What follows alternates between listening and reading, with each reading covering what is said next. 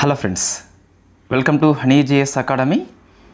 November 2nd, 3rd, 4th, 3 days daily current affairs with GS linked pants, Hindu Express, Inadu and PIB News.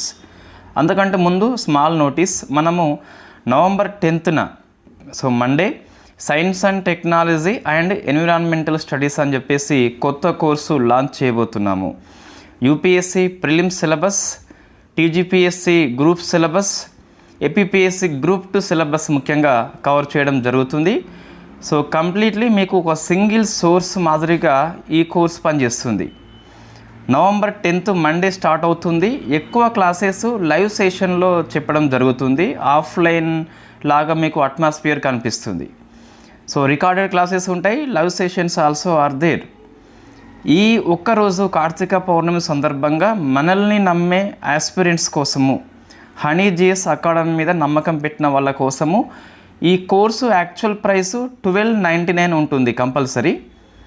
So ఈ ఒక్కరోజు మాత్రము, అంటే ఈ November 5th 11:59 PM వరకు 499కే వస్తుంది. So ఇంత డిస్కౌంట్ అనేది ఇంతవరకు ఎవరు ఇచ్చి ఉండరు. ఎస్ఎన్టీ కోర్స్ చూస్తే మీకు 75 మార్క్స్ ఉంటుంది.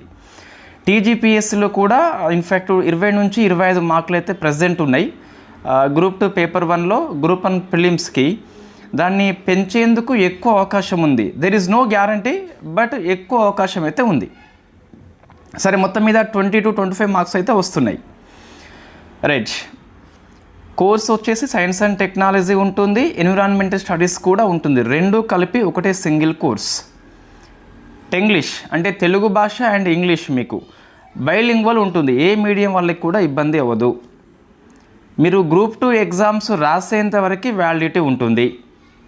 సిలబస్ ఏమిటి? యూపీఎస్సిది, టీజీపీఎస్సిది, ఏపీపీఎస్సి మిక్సప్ చేసి చెప్పడం జరుగుతుంది. Mostly UPSC, APPSC group 2 syllabus same ఉంది కాబట్టి ఎటువంటి ఇబ్బంది ఉండదు.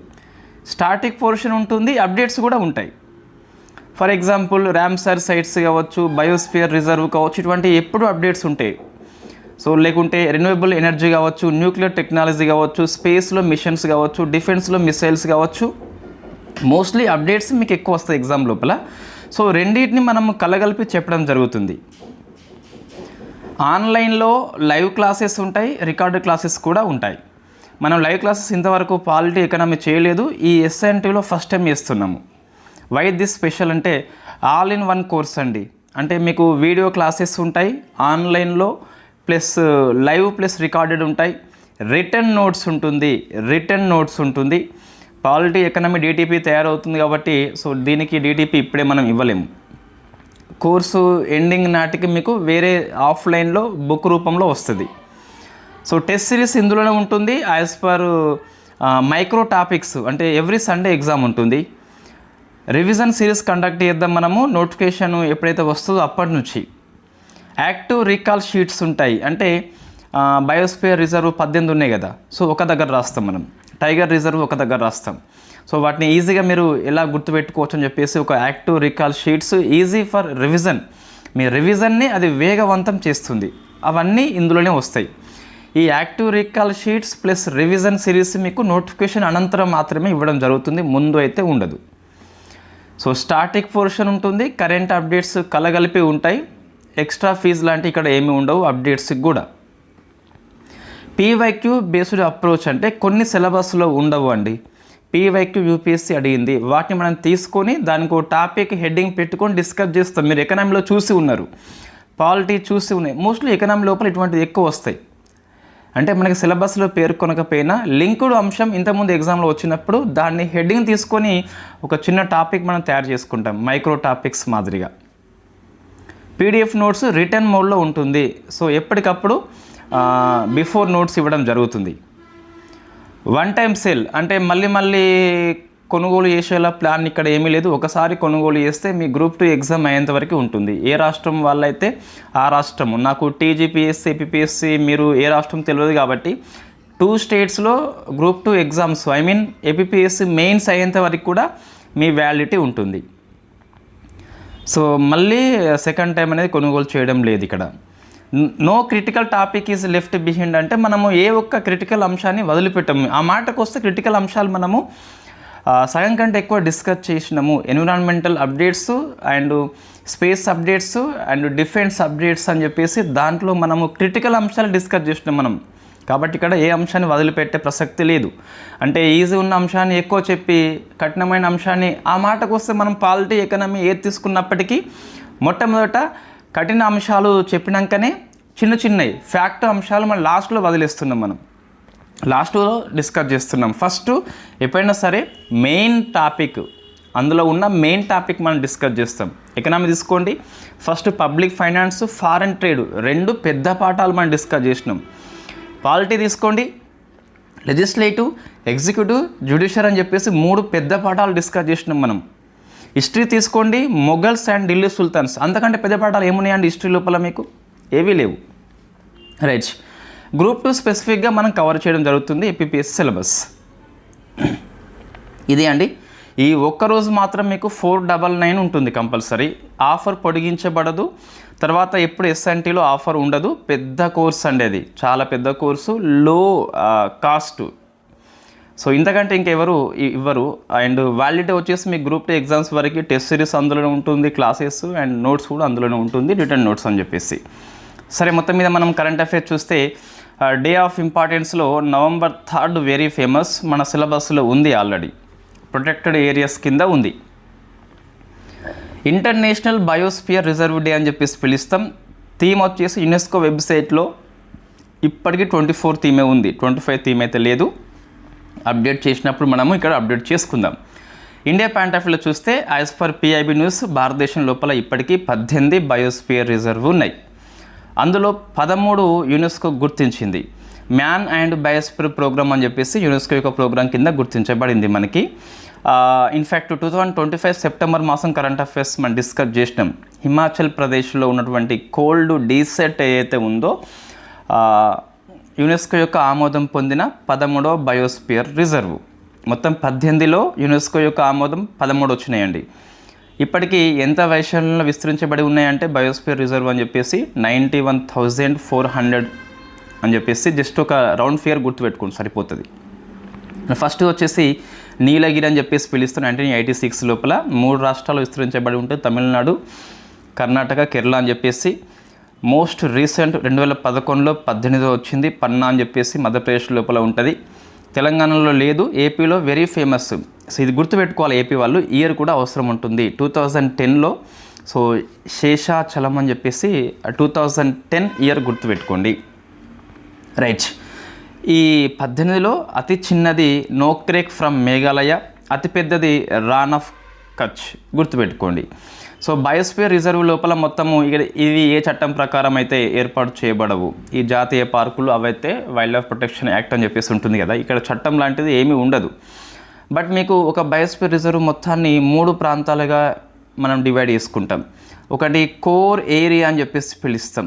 బయోస్ఫియర్ రిజర్వ్కి చాలా నియర్ బై ప్లేస్ ఉంటుంది, విత్ ఇన్ ద బయోస్ఫియర్ రిజర్వ్లో కూడా ఉంటుంది. సో ఇక్కడ కేవలం రీసెర్చ్, సైంటిఫిక్ మానిటరింగ్, సైంటిఫిక్ కోసం మాత్రమే అక్కడ మనం యాక్టివిటీ చేపట్టవచ్చు. మానిటరింగ్ ఎక్కువ ఉంటుంది ఈ కోర్ ఏరియా లోపల. కోర్ ఏరియా చుట్టూ ఉన్న ప్రాంతాన్ని మనం బఫర్ జోన్గా పిలుస్తాం. ఇది టూరిజం కోసం కావచ్చు, రిక్రియేషన్ కోసం కావచ్చు మనం ఉపయోగించుకోవచ్చు. దాని తర్వాత ఉన్నది ట్రాన్సిషన్ జోన్ అండి. ఇది హ్యూమన్ యాక్టివిటీస్ వచ్చేసి అలౌడ్ ఉంటుంది, బట్ మీ ఎకో సిస్టానికి ఎటువంటి ఇబ్బంది కలిగించొద్దు. సో ఎక్కువ మానిటరింగ్ ఉండేది కోర్ ఏరియా అని చెప్పేసి పిలుస్తుంది. ఓన్లీ సైంటిఫిక్ మోడ్ కోసం మాత్రమే ఇది పనిచేస్తుంది. రెండవది బఫర్ జోన్, టూరిజం పర్పస్ ఉపయోగిస్తాం. ఎకనామిక్ యాక్టివిటీ చేపట్టము అంటే టూరిజం మాత్రం కండక్ట్ చేస్తాం. మూడవది ట్రాన్సిషన్ జోన్ ఏదైతే ఉందో ఇందులో అన్ని రకాల కార్యకలాపాలు చేపట్టవచ్చు, కానీ నీ యొక్క కార్యకలాపాల ఫలితంగా సస్టైనబుల్ డెవలప్మెంట్ కావచ్చు, ఎకోసిస్టమ్ కావచ్చు ఎఫెక్ట్ కావద్దు. ఇది బయోస్ఫియర్ రిజర్వ్ గురించి అండి. మన ఫుల్ కోర్సులో ఇంతకంటే ఎక్కువగా చెప్పడం జరుగుతుంది. సో నెక్స్ట్ మీకు పాలిటీ చూసినట్లయితే మోడల్ యువ గ్రామ సభ అని చెప్పేసి ఒక awareness programme. So Panchayati Raj system మీద స్టూడెంట్స్కి అవేర్నెస్ కల్పించే ప్రోగ్రాం పేరే మోడల్ యువ గ్రామ సభ అని చెప్పేసి పిలుస్తాం. So gram sabha it is a legislative body, gram panchayati it is executive body అని చెప్పేసి పిలుస్తాం. గ్రామ సభ అంటే ఆ గ్రామంలో ఓటర్లుగా నమోదు చేయబడ్డ ప్రతి వాళ్ళు ఉంటారు అందులో. సో ఈ ప్రోగ్రామ్ని మినిస్ట్రీ ఆఫ్ పంచాయతీ కండక్ట్ చేస్తుంది with the help of the ministry of education, ministry of tribal affairs and aspirational Bharat అని చెప్పేసి మూడింటి సహాయంతో మినిస్ట్రీ ఆఫ్ పంచాయతీరాజ్ మోడల్ యువ గ్రామ సభ కండక్ట్ చేస్తుంది. ఏంటి పర్పస్ అంటే ఈ స్థానిక స్వపరిపాలన మీద విద్యార్థుల యొక్క అవేర్నెస్ పెంచడం. నెక్స్ట్ డిఫెన్స్ అండి. సో వీర్ అనేది మనం డిస్కస్ చేసినాం November 1న. మిలాన్ 2026 ఒకసారి మీరు గుర్తు చేసుకోండి, ఏపీపీఎస్సీ గ్రూప్ 2 వాళ్ళు ప్రిలిమ్స్ ప్రశ్న వచ్చిందండి మిలాన్ 2024ది. సో ఇండియా నేవీ కండక్ట్ చేస్తుంది ద్వైవార్షిక, ప్రతి 2 ఏళ్ళకి ఒకసారి బహుళ దేశాలు పాల్గొనే నావిక విన్యాసం అని చెప్పేసి పిలుస్తాం. 95లో Port Blair first time conduct చేసింది. విశాఖపట్నం ఈసారి హోస్ట్ చేస్తుంది. సో థీమ్ గుర్తుపెట్టుకోండి. సో కామరేడరీ అంటే స్నేహం అని చెప్పేసి, కోఆపరేషన్ అండ్ కొలాబరేటివ్ అని చెప్పేసి పిలుస్తాం. సో 2 phases ఆ మాటకు వస్తే ఎనీ నేవీ ఎక్సర్సైజ్ 2 phases ఉంటుంది, sea phase and harbour phase అని చెప్పేసి. సీ ఫేజ్ అంటే ఈ షిప్స్ అనేవి డైరెక్ట్గా పాల్గొంటాయి అక్కడ దేశాలే. హార్బర్ ఫేజ్ మీన్స్ ఒక ట్రైనింగ్ సెషన్ కండక్ట్ చేస్తారు అంతే. So within the sea, సముద్రం లోపల అంటే మీకు సీ ఫేజ్ వస్తుంది, బయట సో హార్బర్ అని చెప్పేసి పిలుస్తాం మనం. ఏదైనా 2 phases ఉంటుందండి. నావిక విన్యాసం అంటేనే 2 phases ఉంటాయి. బెస్ట్ ప్రాక్టీసెస్ని షేర్ చేసుకుంటారు సీ ఫేజ్ లోపల. హార్బర్ ఫేజ్ లోపల వాళ్ళకి ట్రైనింగ్ అయితే ఇస్తారన్నట్టు. నెక్స్ట్ సైన్స్ అండ్ టెక్నాలజీలో న్యూక్లియర్ టెక్నాలజీ మీకు వార్తల్లో వచ్చింది, సిలబస్లో ఉంది అండి, మీకు యూనిట్ 1లో ఉంది. సో మనం ఒక 2.5 hours క్లాస్ చేసినాం. That is the best class on the nuclear technology. అది ఇంకా కరెంట్ అఫైర్స్ అప్డేట్ క్లాసే, అది ఫుల్ క్లాస్ కాదు. మోల్టెన్ సాల్ట్ రియాక్టర్ అని చెప్పేసి it is the 4th generation nuclear reactor. Thorium, plutonium, uranium ఫ్యూయల్గా కాకుండా సాల్ట్ ఫ్యూయల్గా ఉపయోగించి తయారు చేయబడ్డ రియాక్టర్ని వెరీ ఫస్ట్ టైం చైనా ప్రయోగించింది, సక్సెస్ కూడా అయింది.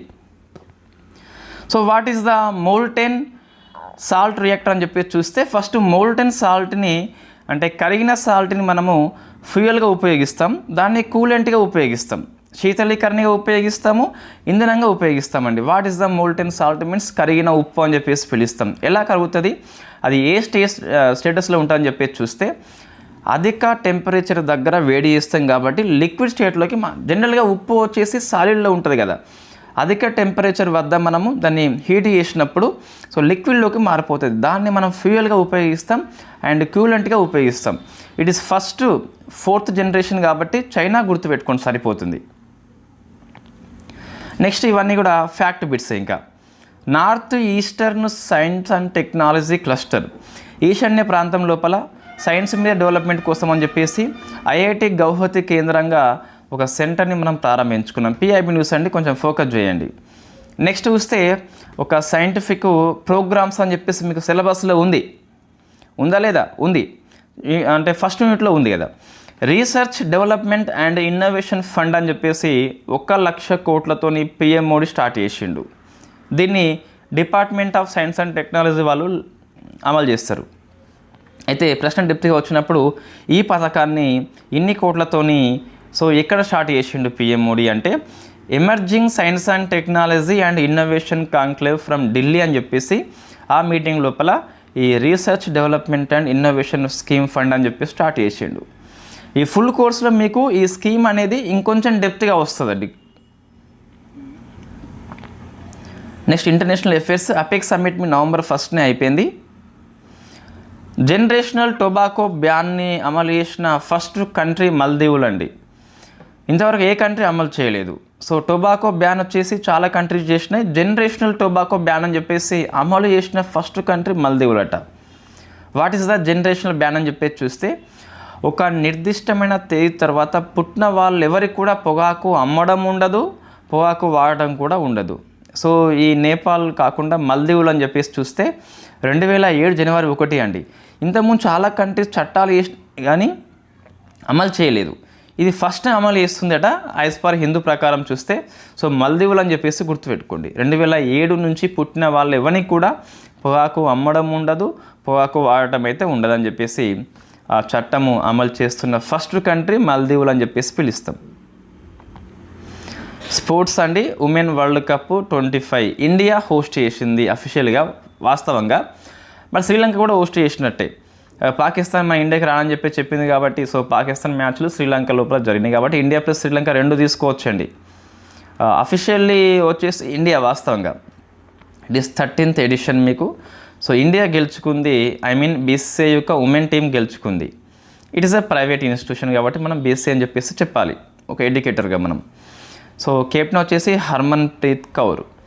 India very first time women లోపల వరల్డ్ కప్ వచ్చింది మనకి. సౌత్ ఆఫ్రికా ఫైనల్లో ఓడిపోయింది. So women of the match అంటే ఆ ఫైనల్లో మంచిగా ఆడిన క్రీడాకారిణి షెఫాలి వర్మ అని పిలుస్తాం. మంచి హార్డ్ హిట్టర్ ఆమె. ఉమెన్ ఆఫ్ ది సిరీస్ అని సిరీస్లో మంచిగా ఆడిన ఆల్రౌండర్ దీప్తి శర్మ అని మంచి ఈమె కూడా హార్డ్ హిట్టింగ్ ఇస్తుంది ఎక్కువ. సో మంచి బౌలర్ కూడా. ఇద్దరి పేర్లు గుర్తుపెట్టుకోవాలి. సో ఇండియా ఉమెన్కి వెరీ ఫస్ట్ టైం వచ్చింది. వాస్తవంగా క్రికెట్ని నేర్పించింది భారతదేశానికి ఉమెన్ అంటే అంతకుముందు ఎంతమంది ఉన్నా మిథాలీ రాజ్ మనం మర్చిపోవద్దండి. ఎందుకోసం అంటే ఇప్పుడున్న ప్రతి టీం సభ్యురాలు ఆమెను చూసే బ్యాట్ పట్టే ధైర్యం వచ్చింది. సో మూలాలు మనం మర్చిపోవద్దు. అందుకే ఇప్పుడు ఈరోజు జమీమాకి వీళ్ళకి నేమస్తు రావచ్చు, కానీ ఒక ఐకాన్ అంటే భారతదేశంలో ఉమెన్ క్రికెట్ అంటేనే మిథాలీ రాజ్ అంటేనే ఉమెన్ క్రికెట్. అంతకుముందు ఉమెన్ క్రికెట్ ఉన్నది, మిథాలీ తర్వాత ఉమెన్ క్రికెట్ ఉంటుంది. క్రికెట్ ఎప్పుడు ఆగిపోదు, కానీ మిథాలీ రాజ్ ఒక్కరే ఉంటారు కంపల్సరీ. భారతదేశం లోపల ప్రతి మహిళ ఎవరైతే క్రికెటర్లో మారిందో వాళ్ళ స్ఫూర్తి మిథాలీ రాజ్ అండి. ఇప్పుడు స్మృతి మందాన వీళ్ళు ఉండవచ్చు, బట్ మిథాలీ రాజ్ ప్లేస్ వచ్చేసి ఎవరు భర్తీ చేయలేరు.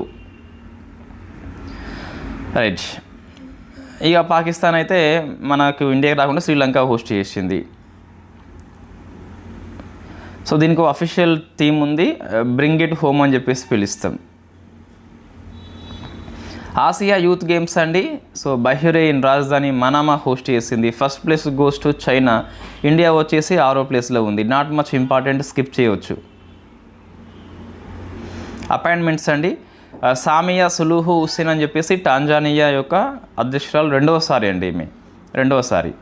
సో చామాచా అని పార్టీ ఉంది. నాట్ మచ్ ఇంపార్టెంట్, స్కిప్ చేయవచ్చు. ఇది కూడా ఓన్లీ అధ్యక్షురాల పేరు అయితే మైండ్లో పెట్టుకోండి. స్టేట్స్ న్యూస్ చూసినట్లయితే pink Saheli smart cards Delhi government తీసుకొచ్చింది. మహిళల కోసము మరియు ఈ లింగ మార్పిడి వాళ్ళ కోసము ఉచిత బస్సు ప్రయాణం అని పిలుస్తాం. 12+ ఏజ్ కలిగి ఉండాలన్నట. అందరికీ కాదు, మహిళ అంటే 12+ ఉండాలి. ఇక్కడ సమ్మిట్స్ అండి. ఇది ఇంకా మీకు పూర్తి కాలేదు. Second world summit for social development. ఈ ఇది దోహా హోస్ట్ చేస్తుంది, ఖతార్ యొక్క రాజధాని అని 1995లో very first time Copenhagen host చేసింది. సుమారుగా 30 years అయిపోయింది కాబట్టి వెరీ ఫేమస్. థీమ్ ఏంటి, అవుట్కమ్స్ ఏంటి మనం డిస్కస్ చేద్దాం. ఇండియన్ మారిటైమ్ వీక్ అని మనం లాస్ట్ అక్టోబర్ వీక్లో డిస్కస్ చేసినాం. ఇది ముంబై అని హోస్ట్ చేసింది. థీమ్ ఏంటి, uniting oceans one maritime vision. సముద్రాల ఐక్యత అని వస్తుంది అన్నట్టు. ఇది అండి. సో మీకు ఏపీ తెలంగాణ న్యూస్ అనేది ఎగ్జామ్ దృష్ట్యా ఏమీ లేవు, స్కిప్ చేయవచ్చు అన్నీ కూడా ఏమైనా ఉన్నప్పటికీ కూడా. సో ఇవి మన కరెంట్ అఫైర్స్. సబ్జెక్ట్ వైజ్ ఏవైతే ఉన్నాయో అవి ఎక్కువ ఫోకస్ చేయండి కొంచెం, ఎందుకంటే అవే మీకు క్వశ్చన్స్ ఎక్కువ వస్తాయి. ఎస్, గ్రూప్ 2 మీకు నోటిఫికేషన్ అనేది వస్తుంది 26 yearలో. ఇప్పట్లో సాధ్యమైతే కాదు కాబట్టి మనము ఏపీపీఎస్సీ వాళ్ళకి ఒక ప్లస్ పాయింట్ ఏంటి అంటే మెయిన్ సిలబస్ మీరు చూసినట్లయితే ఏముందండి. సో ముఖ్యంగా polity, economy, science and technology అని హిస్టరీ అనేది ఏపీ హిస్టరీ ఉందనుకుంటే అది వేరే విషయం. మీకు ఆల్మోస్ట్ ఫుల్ కోర్స్ అందుబాటులోకి వచ్చినట్టే ఏపీ హిస్టరీ కాకుండా. ఈ ఒకసారి ప్రయాణం చేయండి మనతోని. కంపల్సరీ 80% అట్లీస్ట్ దరిద్రం ఎక్కువ ఉన్నప్పటికీ 70% స్కోర్ అయితే మన నోట్స్ నుంచి కంపల్సరీ వస్తాయండి. కంపల్సరీ వాళ్ళ పేపర్ ఎంత కఠినంగా ఉన్నప్పటికీ వస్తాయి. మనం నెంబర్ ఆఫ్ రిఫరెన్స్ పుస్తకాలు తీసుకుంటున్నాము, స్టాండర్డ్ పుస్తకాలు తీసుకుంటున్నాము, పీవైక్యూ అనాలిసిస్ చేస్తున్నాము, ప్రతి పీవైక్యూ యూపీఎస్ ప్రిలిమ్స్ చూస్తున్నాము. ఇంతకంటే ఎక్కువ ఇంకా ఎవరు సెర్చ్ చేయరు, అవసరం లేదు కూడా. సో ఎక్కువ సోర్స్ పెట్టుకోకండి, 1 or 2 books స్టిక్ అయిపోండి, ఎక్కువ టైమ్స్ రివిజన్ చేయండి. All the best. ఈ ఒక్కరోజు మాత్రం 499 ఉంటుంది, 499 మళ్ళీ ఉండదు. ఎకనామిక్ కోర్స్ స్టార్టింగ్లో 499 ఉండే, పాలిటీ కోర్స్ స్టార్టింగ్లో 399 ఉండే. కరెంట్ అఫైర్స్ అయితే స్టార్టింగ్ ఒక 1 month అయితే మీకు 99 రూపీస్కే ఇవ్వడం జరిగింది. డిటిపి మ్యాగజైన్స్ కూడా 99 రూపీస్ తీసుకున్న వాళ్ళకు కూడా వస్తున్నాయి. సో ఫస్ట్ డే తీసుకుంటే హనీజీస్ అకాడమీది ఎప్పుడైనా సరే మీకు కొంచెం ఉపయోగకరంగా ఉంటుంది. సో 499కి మనకి జియో రీఛార్జ్ కూడా రాదండి. నేను ఇక్కడ అవమానం చేయట్లేదు అని నేను చెప్పేది, లో కాస్ట్ మళ్ళీ అందులో డిస్కౌంట్ అడుగుతున్నారు కొంతమంది. సో ఇది కొంచెము బాధాకరమైన అంశం అండి. ఎందుకంటే మీకు క్లాసెస్ నోట్స్ ఇస్తున్నాము, క్లాసెస్ ఉంటున్నాయి, తర్వాత టెస్ట్ సిరీస్ ఉంటుంది, active recall sheets 4-5 revision series అని చెప్పేసి 5 కండక్ట్ చేస్తున్నాం మనం. అన్నిటికీ 499. మీరు రీఛార్జ్ చేస్తే జియో 809 అక్కడ ఉన్నది మీకు 3 months 4 months ఏం వ్యాలిడిటీ ఇస్తాడు అంతే. మనము life time validity, I mean me group 2 exams అయ్యేంత వరకు వ్యాలిడిటీ ఇస్తున్నాం. సో ఒకసారి ఆలోచన చేయండి డిస్కౌంట్ అడిగే ముందు. Thank you very much.